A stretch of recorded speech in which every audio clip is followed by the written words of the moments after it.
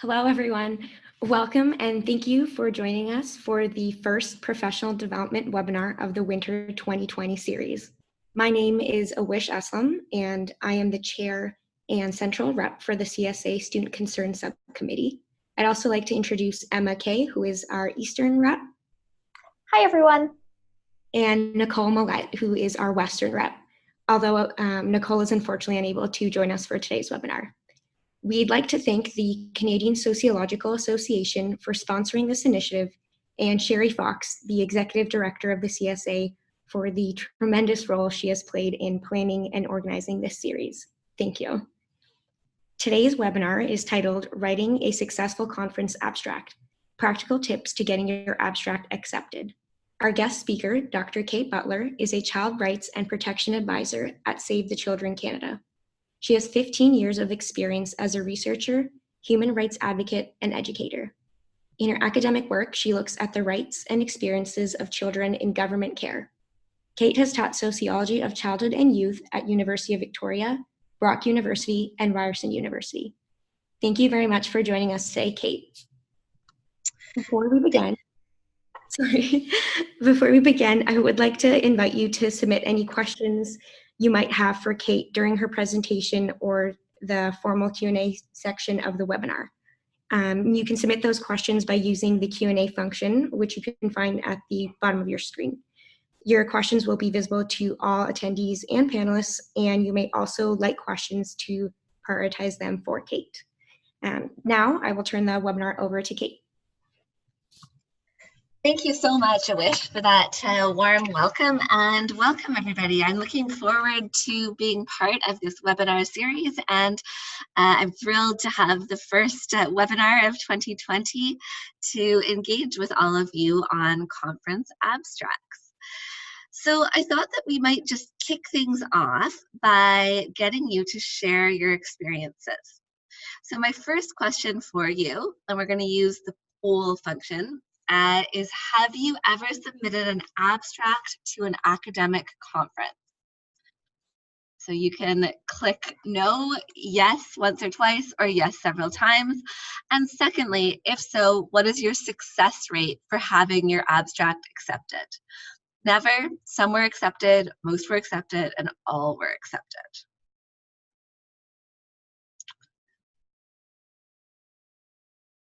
Give you a minute or two to do that.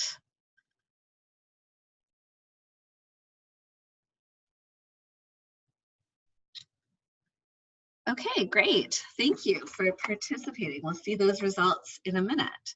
Here we go. So 17% of you have never submitted an abstract to an academic conference. That's great. That means we'll be able to hopefully do some learnings here today.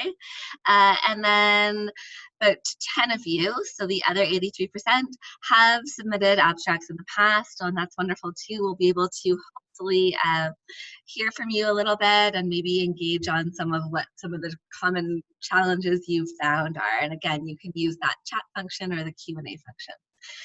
In terms of success rate, it looks like we have all were accepted and most were accepted. So all were accepted by 4 people who submitted, and most were accepted by 6 people who submitted. And never by 2. So great, that's great to hear that you're getting some success with your abstracts. So I look forward to having these next sort of 55 minutes to continue talking about what we can do to ensure you keep up the success rates. Okay, so let's dive in. What are abstracts? Abstracts are short overviews of what you want to present at a conference or event. So I really want to emphasize that they're short overviews. Of course, you're not going to be able to include every single thing that you want to talk about in that abstract.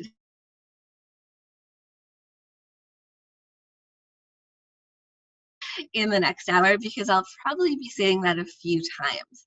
And what I think is really unique about an abstract is that they really have to be crafted in such a way that you're honing in on the important points that the conference organizers or session organizers want to see.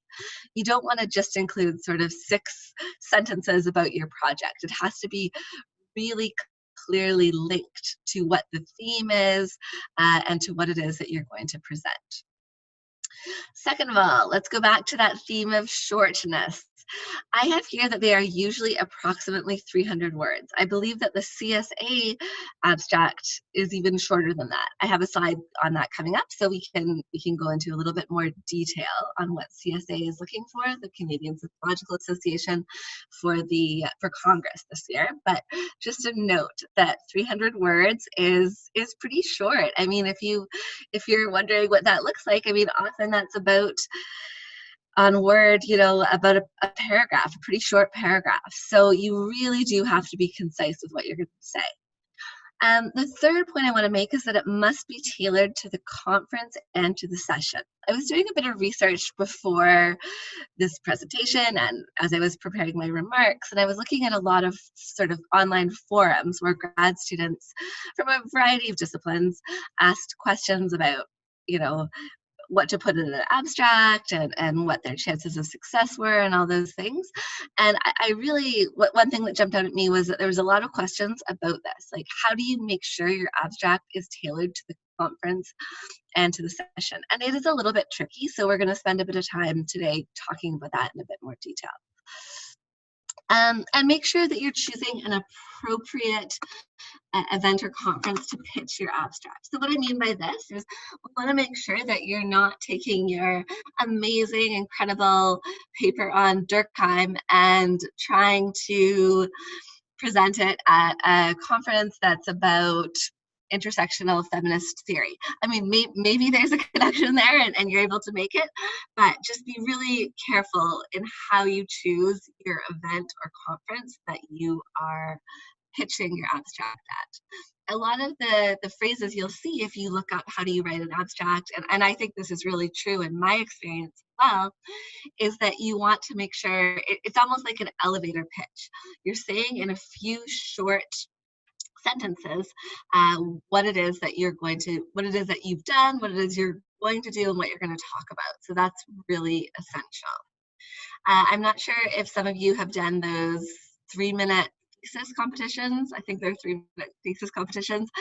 They are also somewhat similar to this in that you have to be really be careful and really tailor that message to an audience.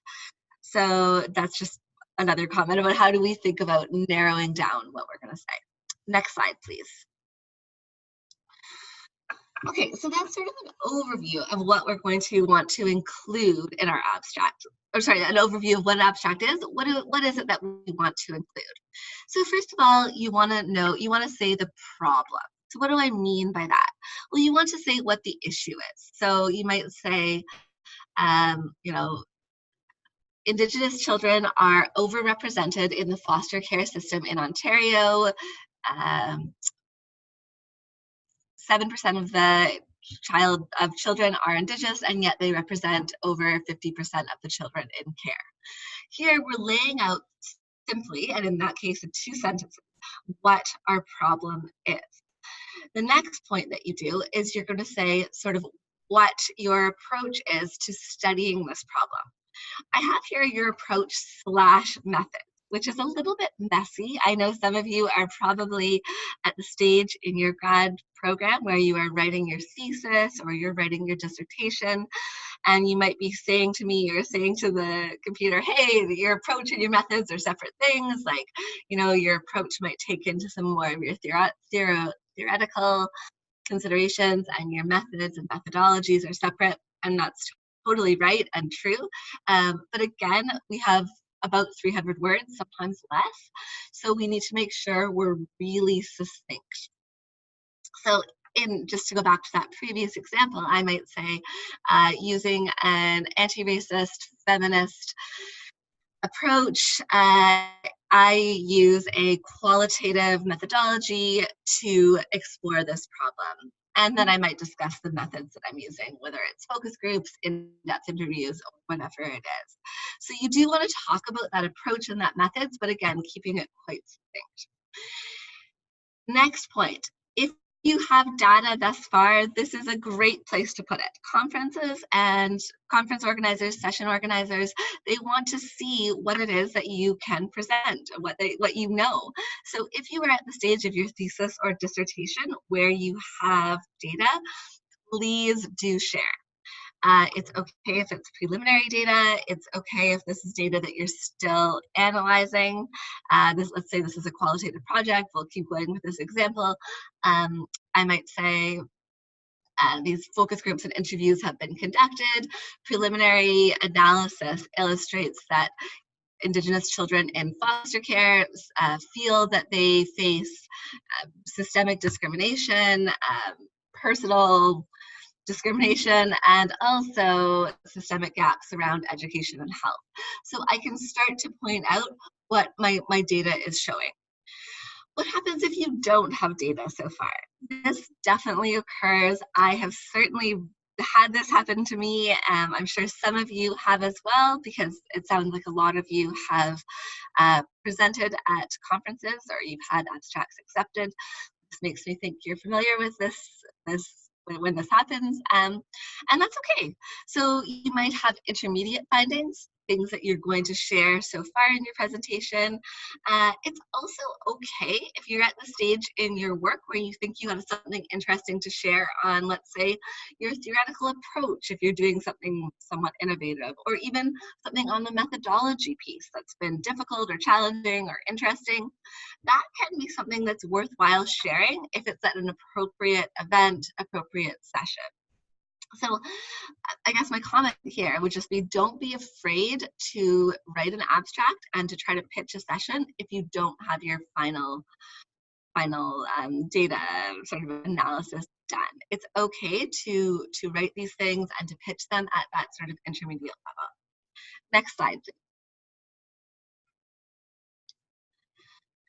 So what makes a good conference abstract? This is, I suppose, a little bit of the core of what we are doing here. And so I'll go through these not too quickly, but I just want to make a few points. So first of all, be succinct. Don't get too detailed. If we go back to my example about Indigenous young people in Ontario who are in the foster care system, I'm not going to go into details about, for example, exactly which regions, for instance, have more Indigenous young people in the foster care system. I mean, I might if that was really the focus of my work, but I would probably be able to make a broader statement about the overrepresentation of Indigenous youth in the foster care system. I want to make sure that what I'm saying can be understood in one or two sentences, because there's so much that I need to include in this very brief review. Second, and I think this is a really important one for everyone, especially grad students, write really clearly. I really encourage you to avoid jargon. When I have looked at abstracts, when I've been part of an organizing panel for a conference, I have to say it can be a real turn off in terms of knowing what the person is trying to do if there's a lot of jargon in there. I do acknowledge that there's some fields where this may not be totally relevant, but do try to write so that someone who is not intimately connected to the work you're doing can understand. So let's use the CSA as our example. We know that we're all sociologists, or most of us who are presenting at the CSA are sociologists. However, we all have slightly different fields of study. So we want to make sure we're writing in such a way that it can be understood by sort of sociologists more generally, and perhaps by those who are the conference or the session organizers. You are writing to them, but you still want to avoid being overly sort of specific or overly jargony. So get your point across, but write as clearly as you can. Stick to the format word limit. This is very important. I think a lot of abstract systems now, when you submit, they won't let you submit over a certain word limit, so please do that. Captivating title, I think aim for that. Aim to have something that really is interesting, that jumps out when you're organizing a panel, but at the very least have an appropriate title. So I'm not just going to call my sample abstract that I've been talking about, Indigenous kids and foster care. Instead, I might make something that had the title like, why so many Indigenous children in foster care? Exploration of historical context, current systemic challenges, and government inaction. So if I use all the letters I could in order to have a title that really speaks to what I'm trying to do in a very specific way. Next is not too many references or bibliography. So what I guess I mean by this is to make sure that you're not referencing like, many references per sentence. You want to keep it really short. Most abstracts don't let you have a place to write a bibliography. If you need to include a few references and if it's relevant to your work, I think that's fine for the most part. But remember, again, that the panel organizers are probably not going to be going back and looking necessarily at those references, so keep those to them. Make a connection to the session theme. I think that's an important one for sure. You want to make sure that you're applying to the correct session. We're going to look at this a bit more in detail in a second, but I would really want you to be clear that the session you are pitching that you should join is relevant to your work. So if I'm doing this piece on Indigenous Indigenous children in foster care, maybe I can find a theme that has to do with Indigenous children or Indigenous young people. Maybe there's a connection there. Maybe there's something on marginalized youth or structurally vulnerable youth that would be a good session for me to join. But I would want to make sure that it's pretty relevant to the work that I'm pitching. And finally, what are you doing that's new, interesting? This one I find can also be a little bit tricky when you're a grad student, because sometimes you are trying to, ensure that you're following the format that your school wants you to follow in writing the thesis or dissertation. But I bet you there is something that you're doing that's interesting, that you're studying this question in a specific way, and that's great. So bring that to what you're doing. Lots of people have looked at the overrepresentation of young people in the foster care system, but maybe my angle is I'm examining the suburbs of Toronto, and so that's the thing that makes my work interesting, and I want to talk about why the suburbs of Toronto are really, a microcosm of the structural racism and government inaction that can be seen more widely across the country. This is sort of my area that I'm looking at. Okay, next slide, please. So the challenges. I have 4 challenges here. I'm sure we could all come up together if we had a conversation with more challenges. So I'll just touch on these, and perhaps in the questions we can go into some more. So the first comment is different kinds of writing than you are used to doing. And one of those things, what I mean by this is that you might be used to writing in a very sort of long way, or trying to say a lot of different things, and this is again a very succinct way of writing for the most part. Make sure you're again finding that session theme, that conference theme that fits with your work. One of the big challenges grad students say is that the difficulties of incomplete research. So kind of how do you deal with the fact that your research isn't totally finished? So that's something that can be an issue for grad students. How do you pitch what you're doing is important. And with the CSA deadline coming up, I think this is one that it is important, and there has to be a way that you can maybe talk about some of what you're doing so far, or those methodological challenges, or some of the preliminary findings. Waiting until the deadline to submit. So the reason I have this here as a challenge is that I really, really encourage you to talk to your peers, talk to your TAs, talk to your professors, your instructors, and see if they would be willing to read a conference abstract. I know for me, when I'm teaching, when I have students, even if they're past students, I'm usually very willing to read a conference abstract, because remember, they're between sort of 100 and 500 words, depending on the conference. And so that doesn't take me too much time to read it, give a little bit of feedback, and often that can be really helpful. And I think this can be useful too within a peer-to-peer setting. So do read each other's work. It's not to like tear each other apart, but just to try to make sure that that abstract is as strong as it can be. Next slide, please. Okay, so the 2020 CSA conference example. So our theme here, remember, is resisting racism and colonialism. They selected this theme as a way to address the broader Congress theme, which is bridging divides, confronting colonialism and anti-Black racism. In the CSA conference, of course, we're doing this through a sociological lens. So when we say a sociological lens, we can talk about all the various lenses that sociologists use, but ones that we generally would accept as being part of the broader sociological sort of perspective.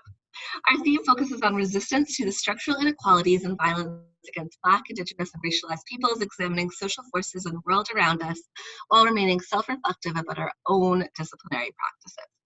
So, I mean, this is a theme that I think is really broad in a lot of ways, because we can think about a lot of questions around structural inequalities as well as violence. We're looking at people who face structural vulnerability. We're also examining social forces in the world around us, and we're thinking about what this means for sociology. So I want you to think about this theme like as broad, as there's lots of ways that your different work can fit here. Next slide, please. So just a reminder for the abstract guidelines, it's 100 to 200 words. The due date is January 27th, so I think that's less than 2 weeks away. You must let the CSA know if you're withdrawing your paper, so if you're not going to submit it, you have to let them know. And remember to apply for an open session. There's nothing worse than crafting this beautiful beautiful abstract and working on it all this time, and then only to realize that the session is actually closed and that they have enough people. So if you go to the CSA website and you look at which sessions are open, it very clearly says session open. I believe it's even highlighted. So make sure that you're applying for the session. Next slide, please. Okay, so I just chose a session that we could pretend that we're going to apply for. I'm not sure if there's anyone on the line who goes to these schools, McMaster and Memorial, or who works with these organizers, but I thought it was sort of one that we could examine. So it's part of the Sociology of Canadian Sociology, and it says we welcome all recent research that contributes to the sociology of Canadian sociology, whether the topic is the socio-political context of sociology of the past, the present, or future. So one of the reasons I wanted to choose this one is it's pretty broad, right? There's a lot of different work that you could be doing that fits really nicely within this session. So you might be working, as it says, on individual sociologists, histories of departments, professional associations, and sort of how it might fit in. So I guess what I say is, as you read the second paragraph, it gets a lot more specific. So make sure that you don't just read the first little bit and say, oh, they're talking about anything in sociology in Canada, and then you look at the second part and you say, okay, it's a little bit more structured around Canadian sociology departments, and what this means for sociology as an academic stream of work. So if you were going to pitch something within this stream, I would want to make sure that I was seeing work that was really tightly tied to something to do with sociology as an academic profession within the university. You might also want to talk on Black and Indigenous and marginalized and other people who are structurally vulnerable within this context. So things about racism or anti-colonialism, but you may also just want to speak about what this particular session is about. So I guess I just wanted to introduce this as a way that sometimes the session doesn't necessarily speak directly to the conference theme, so you just have to make sure that you can pitch yours at that sort of spot. Sorry, okay, next slide, please. Okay, so I have a little discussion question here. I'm not sure if this will work, but if you want to, what might you want to talk about when pitching your paper for this session? I'm wondering if I actually can't necessarily see everyone on the Zoom chat, so maybe we'll hold off on that for now. And when we do the Q&A, if people want to talk about this one in particular, we can return. So next slide, please. please. So I have an abstract example that I wrote. It was for CSA last year and it was accepted. I don't think we need to go into too many details. I just want to be conscious of time because we only have 5 minutes before we want to have time for questions. But this is the title of the session, was Intersectional Disability Studies in Education, Building Bridges. So I begin with this broad statement about all children, all young people should be able to realize their right to education. And I sort of am referencing international conventions, and then I state my problem, right? However, like many other social and economic rights, the right to education is denied to far too many Canadians on a regular basis, especially disabled young people with disabilities. This paper examines the framing of the inclusive education movement in Ontario over the last 25 years by looking at, and then I tell you how I'm gathering my data. So, I'm telling you the historical context, the time period in which I'm looking, and it's an analysis of newspaper articles and opinions. So it's kind of a discourse analysis using secondary sources. And then I argue by drawing attention to the ways that inclusive education practices can be tools for realizing human rights. We strengthen the case for a robust and well-resourced education system for all. So that's kind of my preliminary findings, right? This argument that I'm making.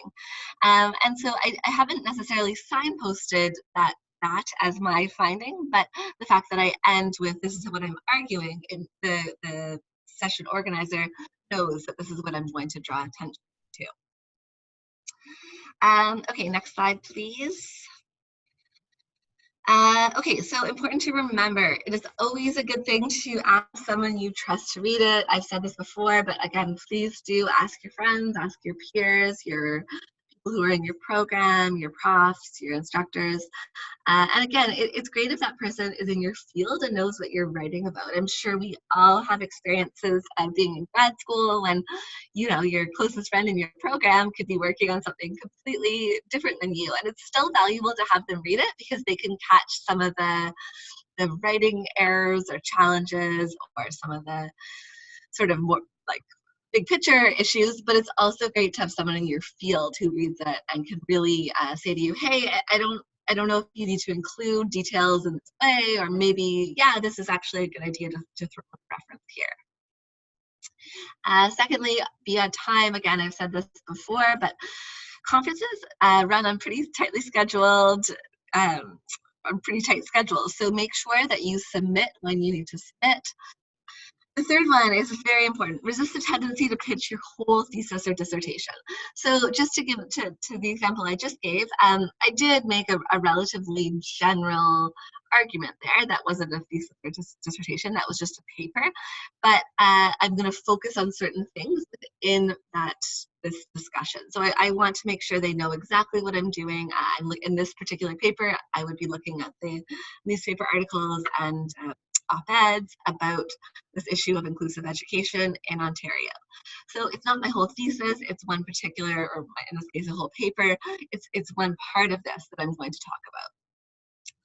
Just to clarify, it could be an entire paper if we're talking like a paper, a journal, like a 25-page paper.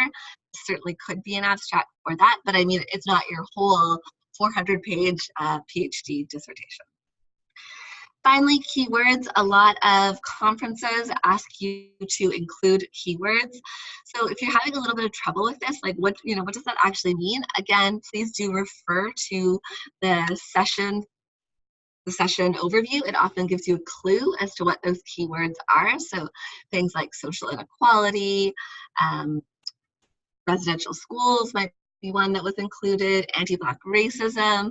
And so you want to choose these keywords that are broad enough that they apply to your work and also other people's work, and that they sort of signpost to the organizers that you are a good person to choose for this panel because you are on topic with everybody else. Next slide, please. And almost the final slide for me is polling attendees. Are you planning on submitting an abstract to the CSA 2020 conference?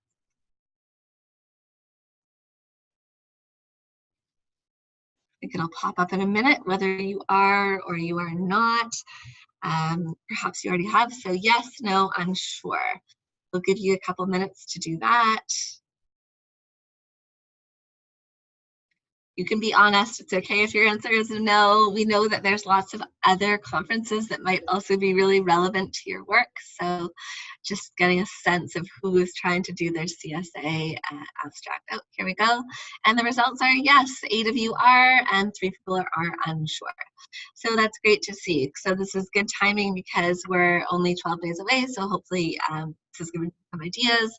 And again, very open to having some questions in the next 30 minutes. Okay, next slide, please.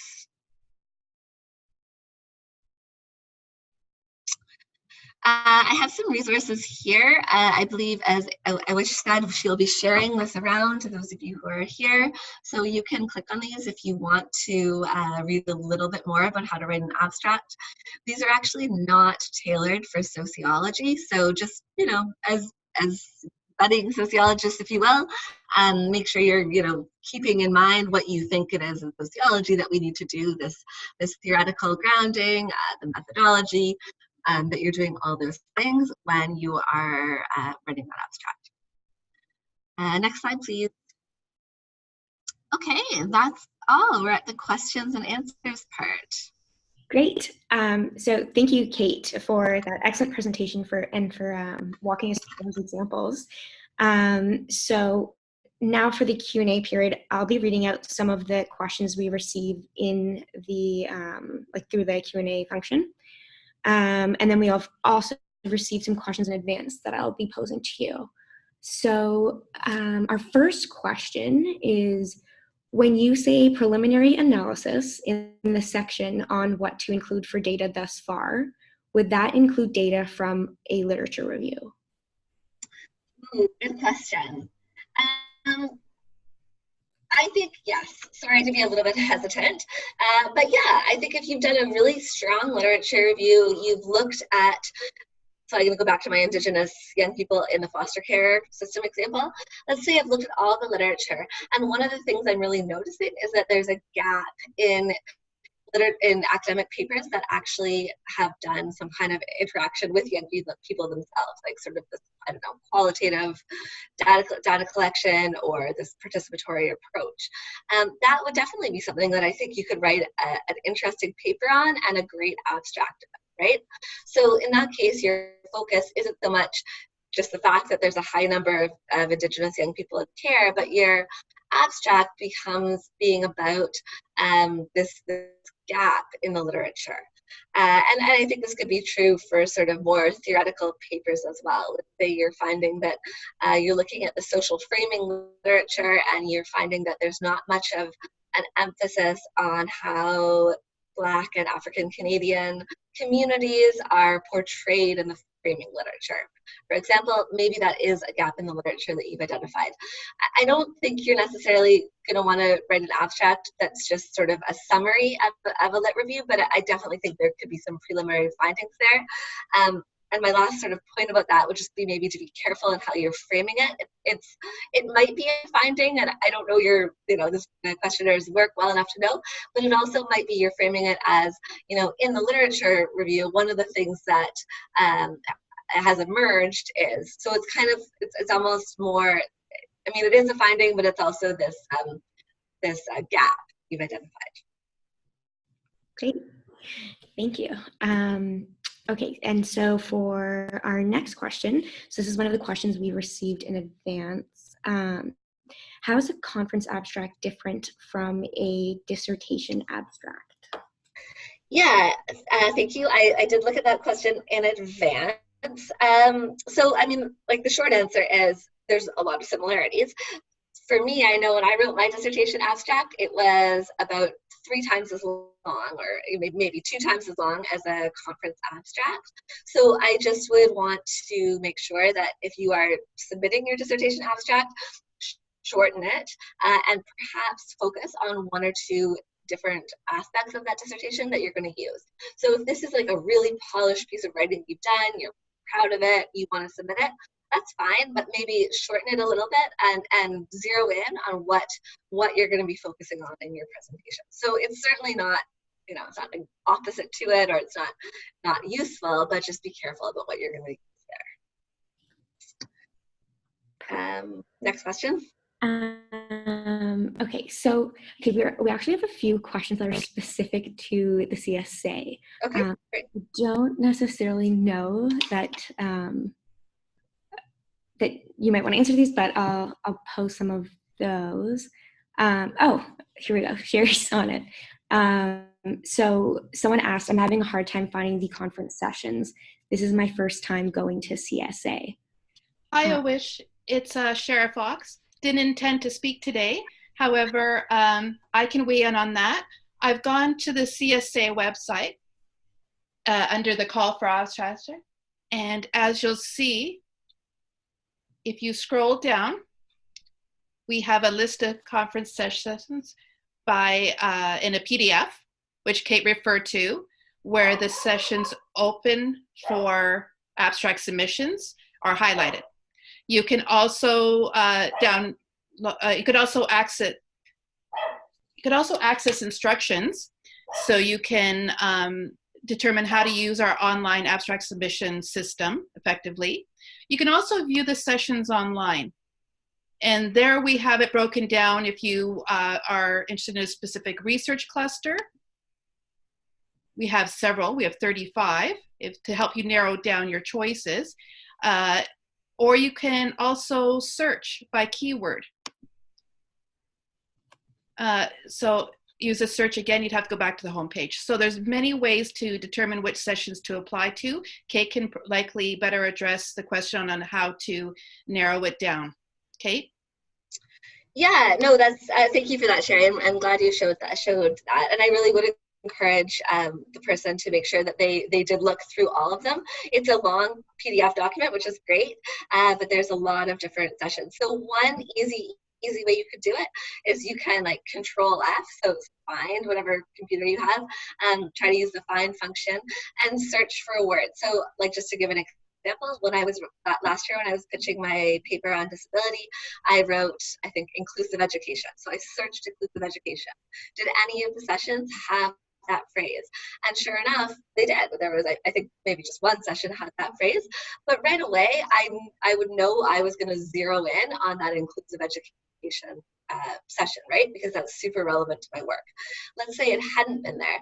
Maybe instead I would have searched disability or something along those lines, or maybe just education if I was feeling like I really wasn't getting any hits. So if it's a really long document you're struggling, try to help yourself out by looking for some of those keywords that are really relevant to your work. I don't think I have anything else to add to that one unless there's a follow-up question there. I guess one of the questions that's sort of related is, so someone asked, on the CSA website under session proposal submissions, it tells us to determine details regarding your session. It asks to include co-organizer names, affiliations, email addresses, if applicable. How would we know if this was applicable to us / what does this mean? I can weigh in on that. That has to do with session proposals. The call for session proposals was scheduled earlier in the fall, and sessions are separate from abstracts. Session proposals are have already been approved, and those are what's listed over here. You, at this point, would be submitting an abstract to one of these sessions. So the comments on co-organizers' names and affiliations do not apply to you. Perfect. Thank you. That's the easiest answer. Thanks, Awish. Okay. And our next question is, I have a couple of ideas for topics / papers in progress to submit, but there's not an obvious fit for them after reviewing the posted sessions / panels, as there was last year. Any thoughts on how to approach this? Ooh, I like this question. It's a good one. I've definitely had the same thing, so please know that you're not alone. I think what I would do is I would try to think about my paper or my topic again from a slightly different angle. So let's say that you're using intersectional feminist lens, but for the part of the, you weren't really going to focus on that as your your topic, right? You were instead going to talk about your findings in terms of how children engage in the schoolyard. You were going to talk about something around that and socialization of young children on a schoolyard. What I would encourage you to do is instead think more, okay, so my overarching framework under which I operate is an intersectional feminist approach. I bet you there's a theme that has to do with intersectionality and feminism, or something to do with that. Let me look there. So that would be one way that you might do it, is try to look at that sort of theoretical approach and see if you can find a theme on that. The other way might be like the methods question or methodology question. So let's say you're doing focus groups for this particular study, like how do kids interact on a play yard, how are they socialized? Maybe there's a session that has to do with the use or efficacy of focus groups. So maybe that would be a session that you could apply to. So I guess what I would say is don't be afraid to apply to a session that is not what you thought you were going to focus on, and maybe going in a slightly different direction. I'm also willing to answer emails afterwards. So if that person wants to reach out to me, they definitely can do so, and maybe we can quickly take a look together or something. Great, thank you. Okay, the next question, I'm actually going to combine two questions. They're on the same topic. So a question we received in advance was, does every conference abstract require a subsequent paper? And then we also had someone ask in the chat, specifically for the CSA, when you submit an abstract, is it presumed you will have a paper by May 1st? That's a good question. Sherry has actually given us an answer for it. So if that's okay with Sherry, I'm just going to read it. And she says that this depends on the conference or association, but in the CSA conference, session organizers determine if they require a paper and or presentation summary in advance of the conference. Approved presenters will be contacted by the organizers about their preference. When submitting abstracts on the CSA site, there is a field where authors indicate if the paper will be completed by May 1st. So I guess what I would say to that, just to talk about my own experience, I think Sherry can probably speak about this as well, but my experience is that if you say your paper is not going to be submitted by, or sorry, not your paper's not going to be completed by May 1st, a lot of session organizers are okay with sort of a draft of a paper, right? Like where you started to frame in whatever way, and again, this doesn't have to be polished, a draft of what you're thinking. And the reason behind that is often the organizer and the other people on the panel want to read each other's papers so that they can comment on them or refer to them. Or be ready in questions for them. So it doesn't mean that the paper that you write has to necessarily be ready for journal publication or ready for your dissertation committee, but just that you have something, whether it's a summary or whether, whatever it is that you can share. Anything I'm missing, Sherry, there? No, that's complete. Thank you so much. Thank you. So our next question is, would it be appropriate for data thus far to discuss potential findings or early stage findings and then present on actual findings at the conference if our thesis will be finished by May? Oh, absolutely. Yes, definitely. Definitely. In the abstract, I think it's just a way of how you frame it. So I think it's okay to say early findings indicate that blah, blah, blah, blah, blah. And at the conference, I will elaborate and illustrate my, more polished findings. Like there's a way you can phrase that will allow you to, share that preliminary finding in the abstract, but make a note of you'll present this more fully in May, June. Great. Okay. Our next question. How do you write a successful biography for your abstract? Yeah, I was looking at this question, and so I'm going to give you my answer, which is be honest. Like it's fine to be a grad student. It's okay that you don't have a ton of papers under your belt or presentations under your belt. Like I think it's good to just say that my name is Joe. I'm a master's student at the University of Alberta in the sociology department, studying hegemonic masculinities. I have presented at inter-university event, or sorry, like a on-campus event on my work. I mean, like, I guess I would say in your biography, say what your work is, say what your focus of your sort of grad school program is, but don't worry about making yourself sound like you're a tenured professor when you're not, and just keep that biography succinct, and it should be fine. Thank you. Okay, I guess maybe you've touched on some notes, obviously, throughout your presentation that would be relevant to this question, but how do you avoid sounding like a graduate student? So maybe like common mistakes or something like that. Yeah, I like that question too. So first of all, it's not bad to be a graduate student. So let's just start there. I know that you all presumably know that, but again, with the biography question, it's fine that you're a grad student. It's good. That's, how we get more people into sociology, is by training people as grad students.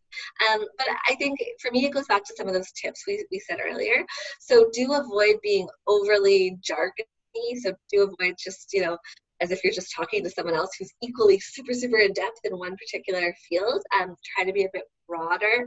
Try to write as clearly as you possibly can. In terms of maybe the findings question might be part of this too, like, because you're not going to have, a body of literature that you've written in the past. So just being really clear that these are either preliminary findings or a theme that emerged from your literature review might be another way to phrase it. So I think trying to present whatever your work is in a professional manner is really important. And this is one of the ways that a peer or a prof or a supervisor or whoever it is can be helpful in sort of fine-tuning and crafting that professional sounding abstract. Thank you. So next question, how do we receive notifications for upcoming conferences relevant to our disciplines, and how do you decide on the best conferences to attend? Yeah, I like, this was a question we got in advance, and I liked it too, because it definitely made me think of when I was a grad student and I had a very similar question.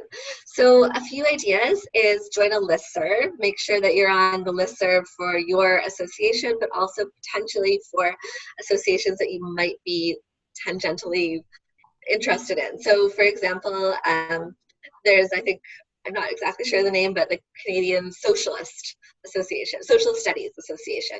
So maybe that's related to your work. Well, get on their listserv as well. Usually you can get on these listservs without formally becoming a member of that association. So that is a good place to start. For instance, for me, if I was writing about disability and education, maybe I'd want to get on the listserv for the Education Association, the study of education studies. Or disability studies.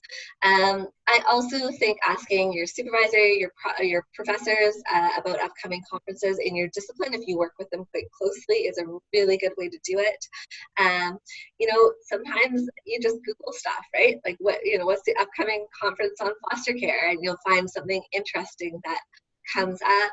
I find Twitter is pretty good for conferences now. I'm on Twitter. I don't know if a lot of people here are on Twitter, but if you search certain words around, like if you're following people in your discipline who are professors or who are academics or who present at conferences, they often say, hey, come to this conference, or they retweet certain conferences. So that would be another way to look. So social media. Awesome. I think that's all my ideas for now. Sorry. Thank you. Okay, so 2 more questions. How do you decide between a roundtable versus a regular session? What's the difference? I'm not sure at the CSA if there's a specific call for roundtables. I would think that was already closed, the call for roundtables, but in general, my experience has been that roundtables tend to have more people and it's more of a discussion, whereas a panel is a bit more formal, a bit more structured as to which to apply for. They both go on your CV. They both can look great. As a panelist, you might get more like 20 minutes to give your talk, whereas as part of a roundtable, it could be a shorter amount of time. So I would say it depends on the topic. I've been part of roundtables, I think even the CSA, where you can have some really interesting conversations and lots in the room, but sometimes the panel is where you want to go.